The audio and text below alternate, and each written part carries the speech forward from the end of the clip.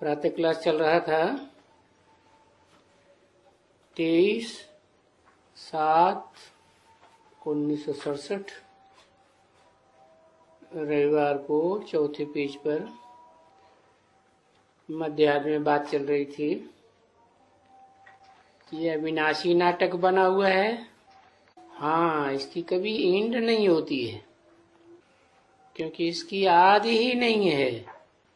And है ना आदि है। ड्रामा की एंड नहीं है, ड्रामा की आदि नहीं है। तो जो ड्रामाकार कहा जाता है उसकी एंड और आदि है,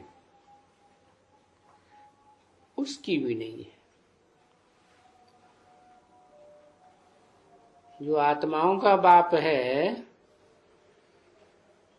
उसका इस सृष्टि रूपी रंगमंच पर जो पार्ट चलता है उसकी एंड और आदि है,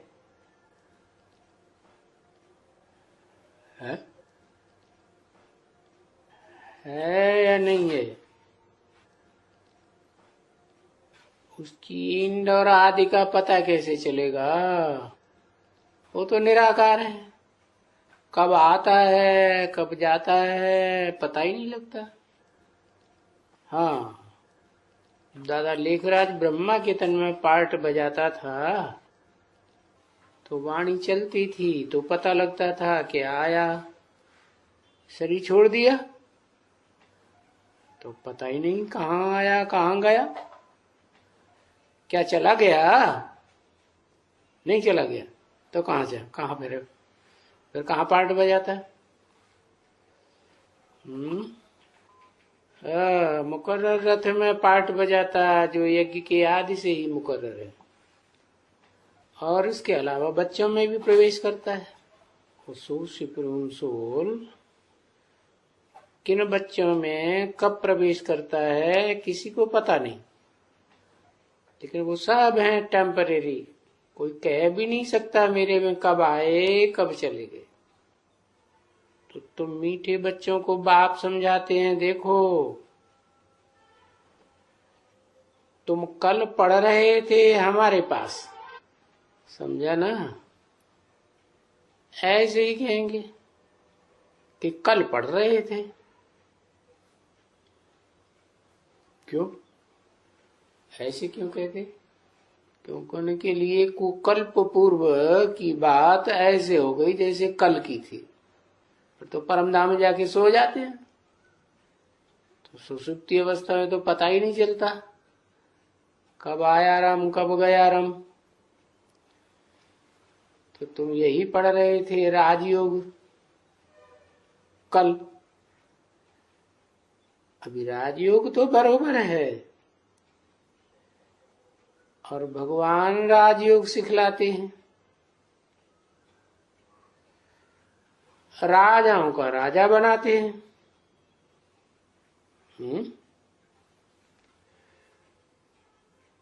अब तुम किसको भी कहें राजाओं का राजा तो बेचारा मुझ जाएगा। क्यों?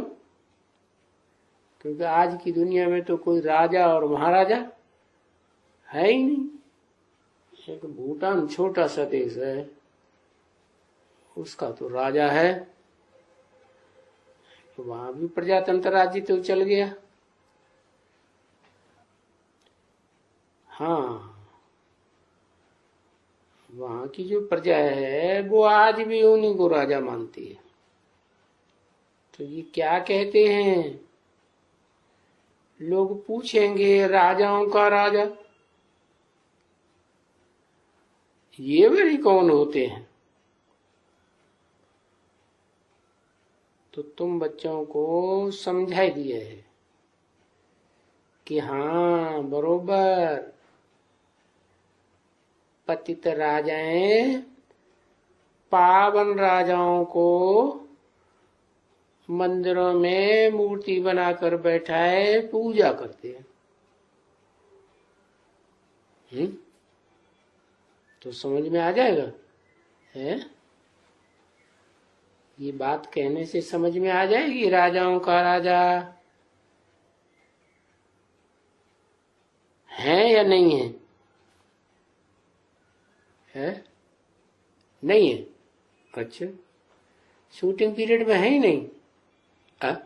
चक्कर में पड़ गए। ब्रॉड ड्रामा में है और शूटिंग पीरियड में नहीं है। हैं कैसे? है? शूटिंग कैसे होती है फिर? अगर है नहीं तो रिहर्सल, ये शूटिंग कैसे होगी? है? लक्ष्मी नारायण सामने हैं और कोई राजाएं नहीं। जब लक्ष्मी नारायण होते हैं उसके बाद सारे संगम युग में लक्ष्मी नारायण ही चलते रहते हैं। है? तो जो मंदिर में मुखिया बन के बैठते हैं वो ही राजा हैं। जो राजा बनते हैं उनके मंदिर बनाते हैं। राजाओं के बड़े बड़े महल बनाते हैं कि नहीं? बड़े बड़े महल बनाने की बात नहीं है यहाँ। तो तुमको पावन बनाते हैं। पावन कैसे बनाते हैं? है? कौन पावन बनाते हैं? है? पावन तो शिव बाबा बनाते हैं। वो राजा है, थोड़े ही पावन बनाते हैं। इसलिए जोर रखते हैं कि बच्चे इस जन्म में तुमको एक ही जन्म में फिर पति से पावन हो राजा बनना है। नई दुनिया में तो पावन राजाएं होंगे ना। तो इतना जन्म तो तुमको समझाया ना बच्चे, एक्यूरेट समझाया कि 63 जन्म तुम ये गटर में पड़े हुए थे और तुमको उस गटर में बड़ा सुख आता था। वहां बहुत सुख आता था। इतना सुख उस गटर में रहने का भासता है, जो बाहर में निकल करके गटर से बाहर अच्छी जगह में जाऊं तो वहां दिल ही नहीं लगता है। अरे ऑफिस में जाते हैं, घर में दिल भागती रहती है। ये क्या? धोबी का धंधा करने वाला होगा, घाट से घर में भागेगा। ये क्या बात हुई? कहीं दिल ही नहीं लगता, एकदम नहीं लगता। अब घड़ी घड़ी वो ही गटर याद आता रहता है। घड़ी घड़ी गटर याद आता है। तो ये तो होगा ना। क्यों होगा? है? लिख दिया ना व्यास जी भगवान ने, क्या? संगात संजायते कामा। जितना संग करेंगे बुद्धि के लगाव से, मन के लगाव से, इंद्रियों के लगाव से, तन के लगाव से जितना संग करेंगे उतना याद आएगा। तो ये तो होगा। बाबा कहते हैं अभी तो तुमको माया और भी याद दिलाएगी। क्यों भाई? अभी क्यों याद दिलाएगी? है? क्योंकि अभी माया का दुश्मन आया हुआ है। कौन है माया का दुश्मन? है? बाप। बाप माया का दुश्मन है। माया बेटी नहीं है बाप की। है? बेटी तो है, लेकिन अपना कंट्रोल चाहती है। माया भी दुनिया में माया रच के, तो वो तो तुमको और ही याद दिलाएगी गटर की बात। परंतु तुमको तो करना क्या है? तुमको खबरदार रहना है। क्योंकि तुम्हारी तो इसी बात के ऊपर युद्ध है। जो मेहनत तुम बच्चों को कराती है, कितनी मेहनत कराती है, इतनी मेहनत कराती है कि घड़ी घड़ी तुमको गिराते रहते हैं। ये आंखें गिराती हैं, ये कर्मेंद्रियां गिराती हैं, मन गिराता है, बुद्धि गिराती है। बुद्धि फैसला ही ऐसा करती है जो तुम घड़ी घड़ी गिरते रहो। तो देखो, उनमें आंखें हैं सबसे मुख्य, देखती है और एकदम रफी चक्कर हो जाते हैं। किसको देखते हैं? आंखें किसको देखती हैं? आंखें माया के भिन्न भिन्न रूप होते हैं ना। कभी क्या बन के आती है, कभी क्या बन के आती है, औरत बन के आती है, कन्या बन के आती है, कभी भाई बन के आती है, नौजवान बन के आती है, और जैसे फरार हो जाते हैं। इसलिए इन आंखों को बहुत कब्जे में लाना है। कैसे लाएंगे? सो भी तो बताया। क्या बताया? इन आंखों को कब्जे में लाने के लिए क्या बताया? अरे कुछ बताया कि नहीं बताया ज्ञान मार्ग में? है? हाँ बताया। क्या बताया? अरे बताया कि तुम एक बाप के बच्चे हो, रूहानी बच्चे हो, तो भाई भाई हो। तो रूह की दृष्टि से देखो ना, है? देह की दृष्टि से देखते ही क्यों हो? फिर ब्रह्मा के बच्चे, ब्रह्मा कुमार कुमारी है तो भी भाई बहन है, दूसरा तो कोई संबंध नहीं है ना। तो देखो, ये युक्ति बताई कि इन आंखों को कैसे कब्जे में लाना। अपन को ब्रह्मा कुमार कुमारी भाई बहन समझो, या तो रूहानी भाई ब्रदर्स समझो। तो भी देखा कि नहीं, ये ब्रह्मा कुमार कुमारी बन के चलते हैं तो बहन भाई में भी ठीक नहीं चलते। क्या ऐसे दुनिया में भी होता है? मुसलमानों में क्या हुआ हिस्ट्री में? भाई बहनों में शादी करने लगे तो भाई बहन में भी ठीक नहीं चलते। वो जो शूटिंग वहां होती यहाँ होती है, वो ही शूटिंग में फिर वहां कन्वर्ट होकर के चले जाते हैं। चलो भला भाई भाई हैं, है तो ये कॉमन बात कि सब आत्माएं भाई भाई हैं। मनुष्य आत्मा ही भाई भाई कहेंगे, सबको यहां कहते हैं।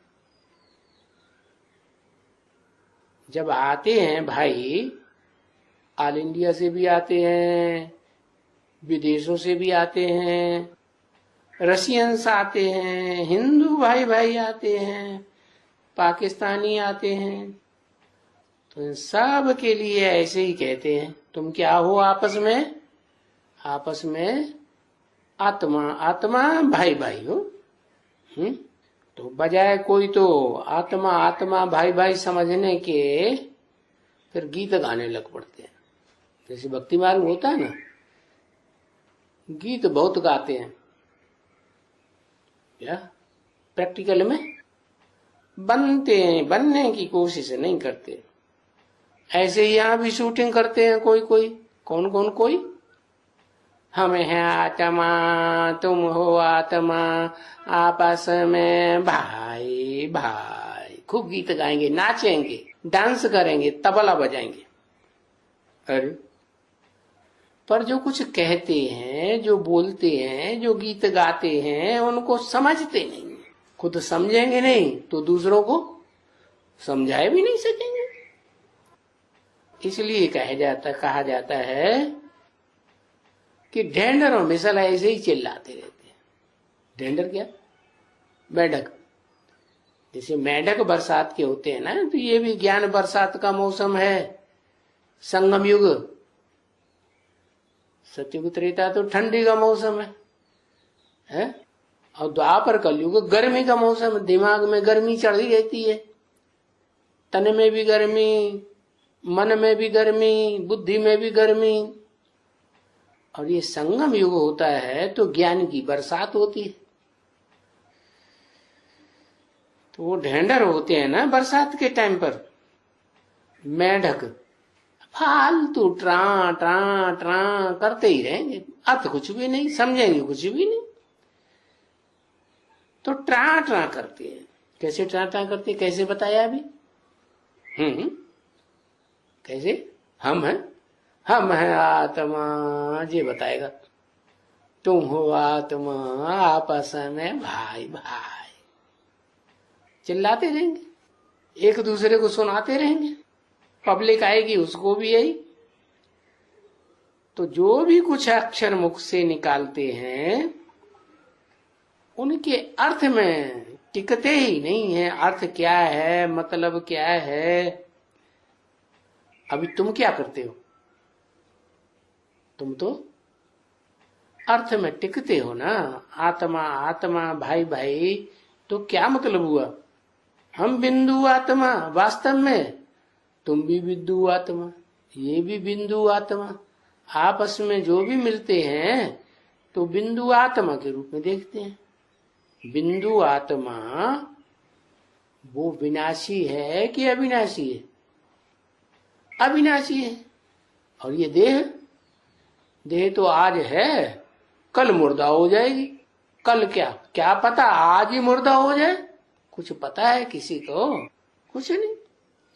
तो अभी तुम तो अर्थ को समझते हो कि यथार्थ रीति में अभी तुम ये बात जान गए हो कि हम आत्मा हैं, और जब ब्रह्मा की संतान है तो हम भाई बहन हैं। तो बाबा ने आकर के हमको सब कुछ अच्छी तरह से मीठी मीठी बच्चों को समझाई दिया। क्या? जो मीठे मीठे बच्चे हैं उनको तो समझाई दिया, और जो कड़ुए कड़ुए हैं, लड़ाई झगड़ा लड़ते रहते हैं, मारपीट करते रहते हैं, एक दूसरे की हिंसा करते रहते हैं, तो क्या होता है? तो कड़ुए हो जाते हैं, मीठे कड़ुए हो जाते हैं। तो मीठे तो जरूर हो। कौन? बच्चों को बताया। जो सन्मुख बाबा जिनको इमर्ज करके बोलते थे उनके लिए बताया कि तो मीठे तो जरूर हो।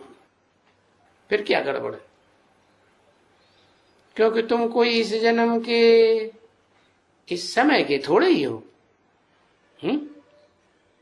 तुम तो पुराने आशिक हो ना। किसके? भगवान के। कितने पुराने? हाँ, अरे कितने पुराने आशिक हो? 5000 साल के आशिक है। बताओ, 5000 साल से जो आशिक पाना चल रहा है, 2500 साल तो स्वर्ग में रहे, वहां तो भगवान को जानते ही नहीं, तो आशिक कहां से हो गए? है 80 साल से आशिक है। अब तो है कई साल से आशिक हो? तुम आशिक हो भगवान के, मासूक के। कब से है? यज्ञ के आदि से, तब से। वाह, अपने को आत्मा तो भूल गए कि हम आत्मा कितने साल से, कितने टाइम हो गया जब से हम आशिक हैं भगवान के। 63 जन्म से आशिक हैं, 2500 साल से आशिक। ओहो, है सब झूठा झूठ बताते रहोगे। तो कितने, कब से आशिक हो? 2500 साल से, 63 जन्म से आशिक हो, और उसमें भी नंबर बार हो। कोई 63 जन्म जब से शुरू हुए द्वापर युग से, तब से आशिक हैं, पुराने आशिक। और कोई नए आशिक बने हैं बाद में। तो बढ़िया कौन हुआ? पुराना आशिक। बढ़िया, ओल्ड इज गोल्ड कहा जाता है। तो कोई इस जन्म के हैं, कोई पुराने हैं, कोई नए आशिक हैं। तो तुम तो भक्ति मार्ग में भी आशिक थे, है तुम, और वो कौन? वो जो दूसरे धर्म के हैं, अपने धर्म के पक्के हैं, वो तो आशिक वाशिक जानते ही नहीं, क्योंकि उनके टाइम पे तो भगवान इस सृष्टि पर आता ही नहीं है, भक्ति मार्ग में तो आता नहीं। और ज्ञान मार्ग में भी आता तो है, लेकिन लोग पहचानते हैं नंबर बार। और फिर स्वर्ग को क्या कहेंगे, ज्ञान मार्ग या भक्ति मार्ग? क्या कहेंगे?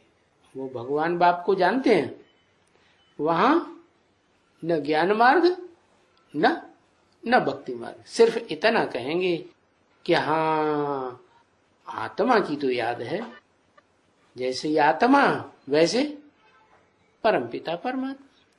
तो आत्मा को याद किया तो जैसे बाप को याद कर लिया। तो भक्ति मार्ग में भी तुम आशिक थे, और अभी ज्ञान मार्ग में भी तुम आशिक हो। दुनिया तो आशिक नहीं है ना। किसको याद करते थे भक्ति मार्ग में? है एक मासूक को याद करते थे। याद करते थे, कभी देखा था जो याद करते थे? है याद कब किया जाता है? देखते हैं आंखों से तो याद किया जाता। कभी देखा कि याद ही करते थे? है हाँ, मंदिरों में मूर्तियां बना करके देखते तो थे, लेकिन वो तो जड़ मूर्तियां। तो वो छाप कब की है? जो मूर्तियां बनाने का संकल्प चलता था संगम युग में बन, ये तुमने देखा, संगम युग में तुम्हारे ऊपर छाप पड़ी तो तुम भक्ति मार्ग में याद करते, मूर्तियां बना बना कर, मंदिर बना बना कर। लेकिन वहां भक्ति मार्ग में तो तुमको दुख मिलता था, है? भगवान को याद भी करते थे, माशूक को, फिर तुमको दुख मिलता था तो तुम बोलते थे क्या? हाय राम, हाय राम, हे भगवान, हे भगवान, हे परमात्मा, हे प्रभु, रहम करो, ईश्वर ईश्वर रहम करो। अभी जब हम स्वर्ग में रहेंगे तब ही तो नहीं ऐसा करेंगे, है? कैसा है? हाय राम कह के चिल्लाएं, क्यों नहीं करेंगे? क्योंकि वहां तो रावण राज्य होता ही नहीं। माया का राज्य होता है, वहां होता ही नहीं माया का राज्य। क्यों? माया होती है कि नहीं? वहां होती है? माया दास दासी बन के रहती है। माया वहां होती है, लेकिन कंट्रोल में रहती है। जैसे प्रकृति दास दासी बन के रहती है, वैसे प्रकृति की जो बेटी है ना, माया बेटी, वो भी कंट्रोल में रहती है। तो स्वर्ग में तुम हाय राम ये नहीं करेंगे, हे प्रभु रहम करो ऐसे नहीं बोलेंगे। क्यों? कारण बताया क्यों? क्योंकि वो माया रूपी रावण राज्य होता ही नहीं। तो जबकि तुमको राम राज्य में ले जाते हैं तो फिर मत पर चलना चाहिए ना, है? वहां हाय राम करने की दरकार ही नहीं पड़ेगी। इतना सुख होगा कि दुख का नाम निशान नहीं रहेगा 2500 साल, आधा कल। फिर क्या करना चाहिए? कैसे जाएंगे? जो श्रीमत पर चलेंगे वो जाएंगे। अभी भी ऐसे ही है, रिहर्सल हो रही है। श्रेष्ठ ते श्रेष्ठ को पहचाना ही नहीं तो उसकी मत पर कहां से चलेंगे? श्रेष्ठ ते श्रेष्ठ जो पार्टधारी है, इस रंगमंच का हीरो पार्टधारी, उसकी पहचान तो अभी संगम पर ही मिलती है। तो पहचानेंगे तो मत पर चलेंगे। वो भी कोई जरूरी नहीं, पहचान भी लेते हैं, फिर आधे चलते हैं, आधे नहीं चलते, या तो कोई बिल्कुल ही नहीं चल पाते। जैसे कौरव क्या जानते थे भगवान को, मान भी लेते थे हाँ भगवान है, लेकिन फिर चलते नहीं थे। तो बाप ने समझाया बच्चे कि इस समय में ही खास ईश्वरीय मत मिलती है। कौन से समय में? कलयुग के अंत और सतयुग के आदि वाला जो जन्म है, जो टाइम है, उसी में ईश्वरीय मत मिलती है। वहीं पर भगवान बाप आते हैं, आत्माओं का बाप सुप्रीम सोल, और डायरेक्टर बन करके पर्दे के पीछे रहते हैं। भले आंखों से नहीं दिखाई पड़ते, परंतु फिर भी जिन बच्चों के द्वारा स्पेशल पार्ट बजाते हैं, तो उन बच्चों के द्वारा पता लग जाता है कि ईश्वर मत दे रहा है। इस ईश्वरीय मत के बाद फिर किसकी मत होगी? अरे इतनी देवताओं की मत होगी। अभी ईश्वरीय मत संगम युग में, फिर सतयुग त्रेता में होगी दैवी मत, फिर उसके बाद किसकी मत होगी? आसुरी मत। तो पहले ईश्वरीय मत, फिर दैवी मत, फिर आसुरी मत। कहां कहां? ईश्वरीय मत पुरुषोत्तम संगम युग में। क्या पुरुषोत्तम संगम युग में? क्यों? साधारण संगम युग में ईश्वरीय मत नहीं। क्यों? क्योंकि ईश्वर को जानते ही नहीं, पहचानते ही नहीं, तो चलेंगे कहां से? और पुरुषोत्तम संगम युग पर क्यों? क्योंकि पुरुषों में, आत्माओं में उत्तम पार्टधारी, हीरो पार्टधारी कौन है, ये प्रत्यक्ष होने लगता है। अब जो जानते जाते हैं वो उसकी मत पर चलते जाते हैं। जानते ही नहीं, पहचानते ही नहीं, तो मत पर चलने का तो सवाल ही नहीं पैदा। तो पहले पहले है ईश्वरीय मत इस दुनिया में, फिर बाद में होती है दैवी मत। वो दैवी मत देने वाले कौन है? कौन? जिन्होंने ईश्वरीय मत को समझा, ईश्वर को जाना, प्रैक्टिकल में पार्ट बजाने वाले को, हीरो पार्टधारी को पहचान लिया, मुख्य पार्टधारी को बताते हैं ना, डायरेक्टर, मुख्य एक्टर, हीरो पार्टधारी पहचान में आना चाहिए ना। एक्टर्स तो बहुत होते हैं। उसके बाद सबसे अंत में मिलती है आसुरी मत। तो अभी ये संगम युग को तो कोई जानते ही नहीं है दुनिया वाले, सिवाय तुम बच्चों के। ये कल्याणकारी संगम युग है क्या? और किसी युग में आत्माओं का कल्याण नहीं होता है क्या? कौन कौन से युग में कहें कल्याणकारी युग है? सतयुग कल्याणकारी या नहीं? नहीं कल्याणकारी, क्योंकि वहां कोई कल्याण तो होता नहीं, नीचे गिरते जाते, तो कल्याण किस बात का? त्रेता में भी नीचे गिरते, द्वापर में तो है ही आसुरी मत, वहां तो ऊपर उठने का सवाल। जो ऊंचे उठ के आए थे उनको भी ना कर के नीचे गिरा देते। वाह भैया, तो कल्याणकारी कैसे कहेंगे? तो ना, अरे भगवान, तो ना संगम युग में देवताएं होते हैं, कोई है देवताएं? कोई नहीं। और ना द्वापर कलयुग में, वहां भी देवताएं नहीं होते। कोई होते हैं? अच्छे मनुष्य होते हैं, साधु संत महात्माएं होते हैं, विद्वान पंडित आचार्य होते हैं, लेकिन संगम में जो पहचानते हैं उनके लिए पता लगता है कि हाँ ये अव्वल नंबर लक्ष्मी नारायण बनने वाले हैं, तो पहचानते हैं, तो मत पर भी चलते हैं। तो वही नंबरवार नारायण फिर सतयुग में, त्रेता में जाके राजाएं महाराजाएं बनते हैं, तो वहां उनकी मत पर चलते हैं। यहां शूटिंग की तो वहां फिर प्रैक्टिकल में चलना होता है, क्योंकि संगम युग कल्याणकारी पुरुषोत्तम इसलिए कहा जाता है कि उनको पढ़ाया हुआ है, सन्मुख पढ़ाया हुआ है। और ये कलयुग तो बेबी है, अभी तो बड़ा होने का टाइम है। तो इसको बाप कहते हैं, देखो अभी ज्ञान नहीं है ये कलयुग में, क्योंकि कलयुग है ही भक्ति मार्ग, तो घोर अंधेरा हो जाता है। पुरुषोत्तम का पता नहीं तो घोर अंधेरा। पुरुषों में उत्तम पार्टधारी, हीरो पार्टधारी का पता चला तो हीरो पार्टधारी किसी एक ही सीन में पार्ट बजाता है कि ऑलराउंडर पार्ट बजाता है, वो तो ऑलराउंडर पार्टधारी है। तो ऑलराउंड में उस पार्टधारी को पहचानता कोई नहीं। वहां क्यों नहीं पहचानते? यहाँ संगम युग में पहचान लिया तो वहां भी पहचानना चाहिए ना।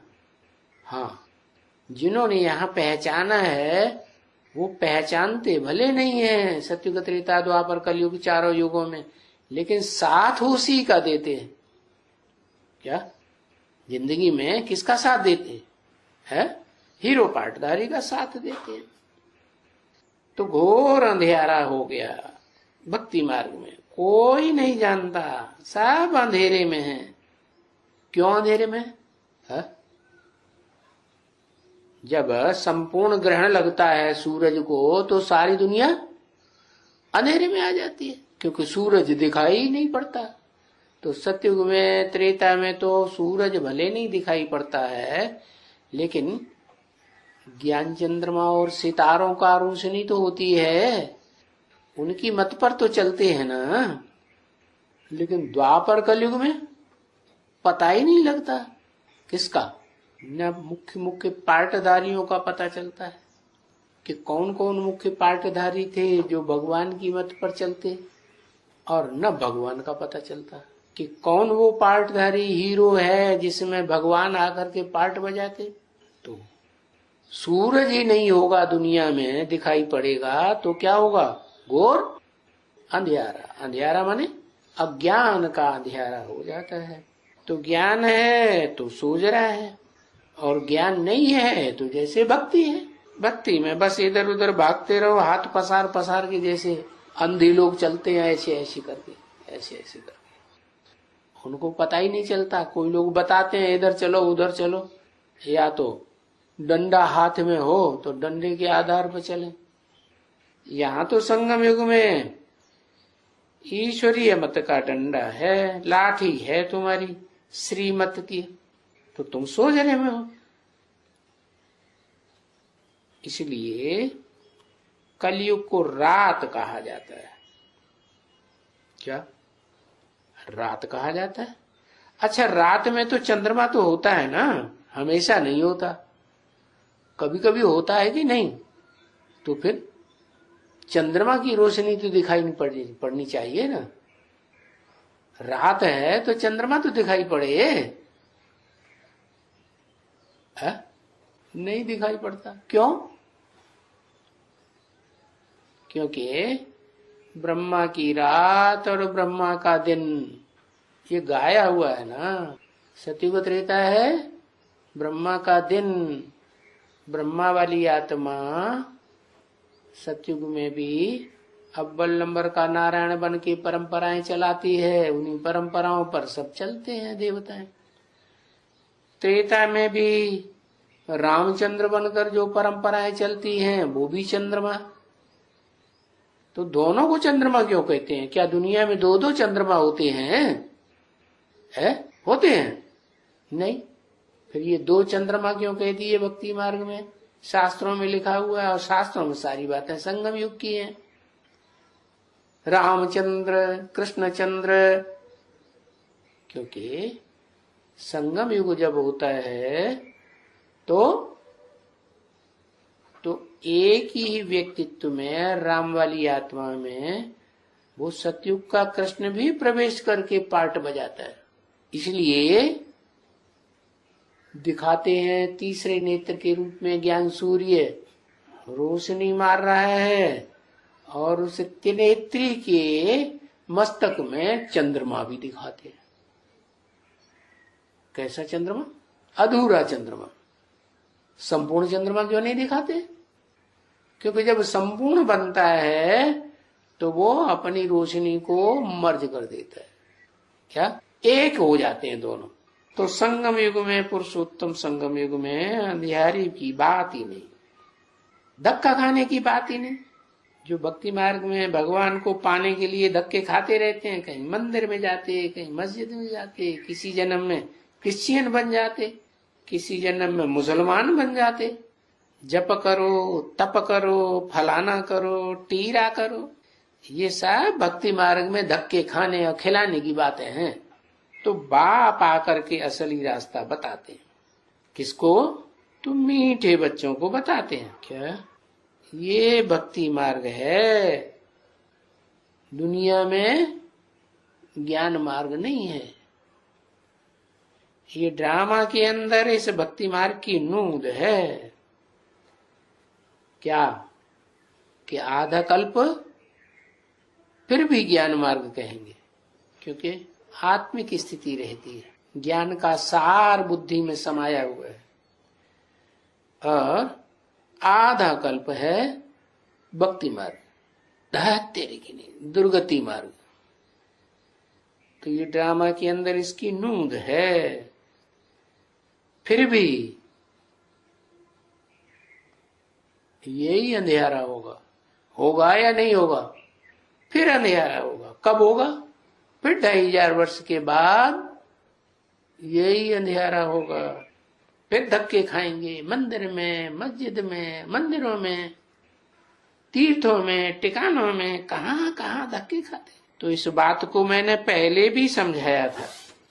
क्या ये दुनिया में सभी अंधेरी रात है, अज्ञान अंधेरी रात, धक्का खाना पड़ता है। किस लिए? भगवान से मिलने के लिए धक्का खाना पड़ता है। तो फिर है धक्का खाना अच्छा है या खराब? क्या कहें? चाहे खराब हो चाहे अच्छा हो, धक्का तो खाना ही पड़ेगा। क्यों? इन धक्कों से छुड़ाने वाला तो कोई है ही नहीं। जो आते हैं बड़े ग्रेट फादर्स कहे जाते हैं, वो सब धक्के खिलाते हैं। कोई बताते हैं मस्जिद में जाओ, कोई कहते हैं मंदिर में जाओ, कोई कहते हैं गुरुद्वारे में जाओ, सदगति किसी की नहीं होती। 23/7/1967 की वाणी का 5वां पेज, रविवार। तो जब भगवान आते हैं तब फिर किसी को धक्का खाने की दरकार नहीं रहती। ऐसे है, भगवान आते हैं तो धक्का खाने की दरकार नहीं रहती। भगवान आते हैं का मतलब जब भगवान दिल में समा जाते हैं, क्या आंखों में समा जाते हैं कि भगवान क्या है। इन आंखों से नहीं देखने में भगवान आता है, तो भगवान आके तीसरा नेत्र देते हैं। इसे तीसरे ज्ञान के नेत्र से पहचानो। तो जिनको पता लग जाता है कि भगवान आए हैं, तो मंदिरों में जाना, मस्जिद में जाना, गुरुद्वारे में जाना और गिरजाघर में जाना बंद हो जाता है। जैसे तुम बच्चों का बंद हुआ कि अभी भी जाते हो? बंद हो गया। जब से परिचय मिला तब से ही बंद हो गया। मालूम पड़ गया कि 2500 साल हमने धक्के खाए। अब पता चला है थोड़े समय के लिए, एक जन्म के लिए भगवान आया है, तो फिर हम टीरे टिकानों में क्यों धक्के खाएं? और दुर्गति करानी है क्या? तो अभी दरकार ही नहीं रहती है धक्के खाने की ना। मालूम हो गया ना कि बाबा कहाँ है। क्या मालूम हो गया? मालूम हो गया कि बाबा कहाँ है? सबको मालूम हो गया। ये बड़ा मुस्कान है, हमको मालूम हो गया, हमने देखा, हमने जाना, शिव बोला भगवान। वो गीत गाते रहे और ये खुश होने लगा। वाह भैया, अभी सोना नहीं भला।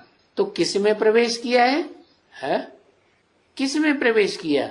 क्योंकि वो तो दिव्य जन्म लेता है ना, गाया हुआ है ना कि भगवान का तो दिव्य जन्म होता है। प्रकृष्ट जन्म है, गर्भ से जन्म तो होता नहीं है। गर्भ में जन्म होता है तो आत्मा को माता में किसी में प्रवेश करना पड़ता है गर्भ में। यहाँ तो वो बात नहीं है, यहाँ तो बुद्ध रूपी पेट है, उस बुद्ध रूपी पेट में शिव बाप प्रवेश करते हैं। तो जो है उसका नाम क्या देते हैं? है उस पेट में बीज डाला, और बीज डाला और पैदाइश हुई, ज्ञान का बीज डाला। तो देखो इजी चले आते हो क्या?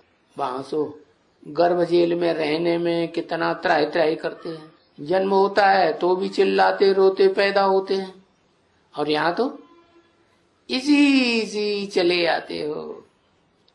अरे भाई कोई पूछे कहाँ जाते हो? अरे हम जाते हैं शिव बाबा के पास। अच्छा, शिव बाबा ना कहो, बाप दादा कहो, बाप दादा के पास जाते हैं। एक बात कहो ना, शिव बाबा के पास जाते हो या बाप दादा के पास जाते हो? बाप तो कहते हैं अलग बात, और दादा अलग बात होती है, कि दोनों को एक ही कहते हैं। बाप कहते हैं जो जन्म देता है उसे कहते हैं बाप, और जो बड़ा भाई होता है उसे कहते हैं दादा। तो बाप दादा के पास जाते हैं कि क्या मतलब हुआ? कोई क्या समझेगा? उसे समझाना पड़े ना कि आत्माओं का बाप शिव बाप जो प्रवेश करते हैं तो वो हो गया हमारा बाप, और जिसमें प्रवेश करते हैं वो है मनुष्य सृष्टि का बड़े से बड़ा आदमी, जिसे मुसलमान लोग कहते हैं आदम, हिंदू लोग कहते हैं आदिदेव, क्या क्रिश्चियन कहते हैं एडम। आ कोई भी कहेगा उसका नाम तो पहले आ लगाएगा, ये नहीं कहेगा जा, नहीं मेरे पास आ जा। जैसे भारत को कहते हैं ना सोने की चिड़िया, तो सोने की चिड़िया को कौन नहीं अपने पास बुलाएगा? आ मेरे पास आ। तो जिसमें प्रवेश करते हैं वो हुआ आदम, आदिदेव, आदिनाथ, एडम, बत्तेरी। तो ये गुप्त रहेगा। कौन? जो दिव्य जन्म लेता है शिव बाप, आत्माओं का बाप, वो गुप्त रहना है। और तुम बच्चों को भी गुप्त रहना अच्छा है, और ही अच्छा है। क्यों? क्योंकि तुम मनुष्य तो कोई जान ही नहीं सकते हैं। क्या? तो हम मनुष्य नहीं है बाबा क्या है? जब हम ज्ञान में आए थे तो मनुष्य नहीं थे क्या? है? नहीं थे, थे ना, मनुष्य थे। तो कैसे जान लिया? है? पहले पहले जब जानते हैं कि हम बिंदु आत्मा हैं, हमारा बाप भी बिंदु है, तो जब अपन को बिंदु समझा तो मनन चिंतन मंथन बंद हो गया। बाप को याद किया तो भी मनन चिंतन मंथन, बिंदु को याद करेंगे तो क्या होगा? उस समय मंथन चलेगा? चलेगा? नहीं चलेगा। तो मनुष्य थोड़े हुए उस समय। तो मनुष्य कोई नहीं जान सकते। दुनियावी चिंतन करते रहेंगे, देह देह के संबंधों को, देह के पदार्थों को याद करते रहेंगे, तो भी जान नहीं सकते। कब जान सकेंगे? जब परिचय मिला और तुरंत उस परिचय में, उस रूप में टिकना शुरू कर दे और सब भूल जाए। अगर कोई 2-4-8 सेकंड भी ये प्रैक्टिस करता है, 2-4 मिनट भी प्रैक्टिस करता है, तो भी उसे मनुष्य कहेंगे या ब्राह्मण कहेंगे? ब्रह्मा की औलाद कहेंगे। ब्रह्मा की औलाद हुआ ना। जो ब्राह्मण है वो फिर देव कहे जाते हैं, वो दुनिया के ब्राह्मण नहीं। कौन से? जो अपन को ब्राह्मण भी कहते हैं, बड़ी बड़ी चोटी भी रखाते हैं, जनेऊ धारण कर लेते हैं और कथा बात्रा करते रहते हैं, संस्कृत में बोलते रहते हैं, वो ब्राह्मण नहीं। गोश्त भी खाते रहते, अंडे मछली मछलियां शराब भी पीते रहते, वो ब्राह्मण नहीं। तुम ब्राह्मण जो ब्रह्मा की प्रैक्टिकल में औलाद बनते हो। कोई पूछता है तुम कौन हो, तो पटाख से बताते हो हम ब्रह्मा कुमार। हाँ, तो मनुष्य कोई नहीं जान सकते हैं क्या कि भगवान इस सृष्टि पर कैसे आता है। कोई भी बाहर का मनुष्य सिवाय तुम्हारे कोई नहीं जान सकते। अगर तुम्हारे में कोई भी बिछुड़ जाते हैं, बिछुड़ते हैं कि नहीं? दो चार का नाम मालूम है कौन कौन बिछुड़ गए? हमें क्या आधार है याद करने की दरकार? बिछुड़ गए तो चले जाए जहां चांडाल बने जाके, हमें क्या लेना देना? ऐसे नहीं। बाप कहते हैं जो वंचित हुई आत्माएं हैं बाप से, तो उनको उठाना है, या ऐसे नहीं उनको छोड़ देना है। नहीं तो सदगति दाता सबका कैसे कहा जाएगा? हमारा बाप तो सबका सदगति दाता है ना। तो तुम्हारे से जो बिछुड़ जाते हैं, माया हप कर लेती है, वो भी फिर सब भूल जाते हैं, कुछ नहीं बता सकते हैं, सारा ज्ञान बुद्धि में से उड़ जाता है। ओम शांति।